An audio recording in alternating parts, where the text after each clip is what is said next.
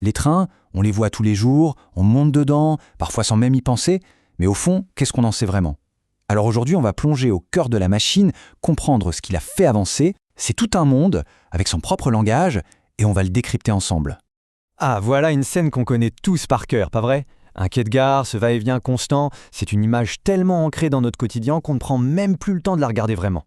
Mais justement, si on s'arrête 2 secondes, qu'est-ce qu'on regarde au juste? Est-ce qu'on sait faire la différence entre la partie qui tire tout le convoi et les wagons qui suivent? Comment ça marche tout ça? Allez, c'est parti, on va décortiquer ça ensemble. Alors, voilà comment on va procéder. D'abord, la base de la base, motrice ou wagon. Ensuite, d'où vient le jus, électrique, diesel. Après, on verra un chiffre, un seul, qui change tout. On parlera aussi du train tout en un. Et pour finir, petit tour d'horizon pour reconnaître tout ça en vrai. Allez, on attaque. Bon, première étape, et c'est vraiment la plus importante par tout comprendre. De quoi est fait un train? C'est la première distinction à faire, la plus fondamentale.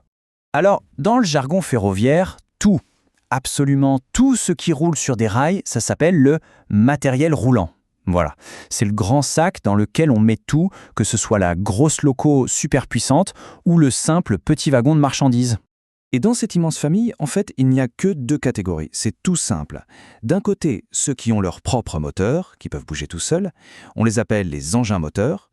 Et de l'autre, eh bien, ceux qui ne peuvent pas, qui ont besoin qu'on les tire ou qu'on les pousse. Les véhicules remorqués. Voilà la différence cruciale. Ceux qui tractent et ceux qui tractaient. Ok, donc on a bien compris la différence entre ce qui a un moteur et ce qui n'en a pas. Maintenant, on va se concentrer sur les engins moteurs. Comment ils trouvent leur énergie pour avancer? C'est quoi leur carburant? En gros, il y a 3 façons de faire. D'abord, le thermique. Bon, le plus souvent, c'est du diesel. Ensuite, il y a l'électrique. Là, le train va chercher le courant soit sur les câbles au-dessus, les caténaires, soit sur un rail spécial au sol.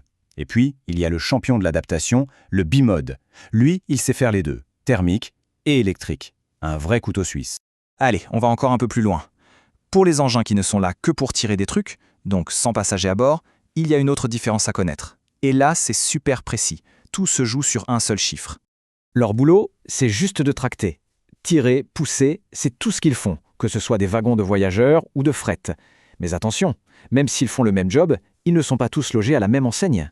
Et voilà le chiffre magique, 442 kW. Ça a l'air de sortir de nulle part comme ça, mais croyez-moi, dans le ferroviaire, c'est le chiffre qui sépare 2 mondes. C'est une vraie frontière officielle.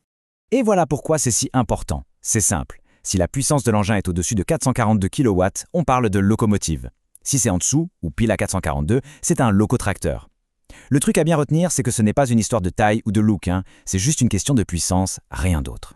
Bon, récapitulons. On a vu ce qui tire et ce qui est tiré. Mais il existe une 3e voie, un peu un mélange des deux, où tout est dans le même véhicule. Et ça s'appelle un automoteur. L'idée est simple, c'est un train qui a son propre moteur et qui transporte des passagers. Pas besoin de locomotive devant, il se débrouille tout seul. C'est la motrice et le wagon en même temps, un vrai tout en un. Voilà, ça ressemble à ça.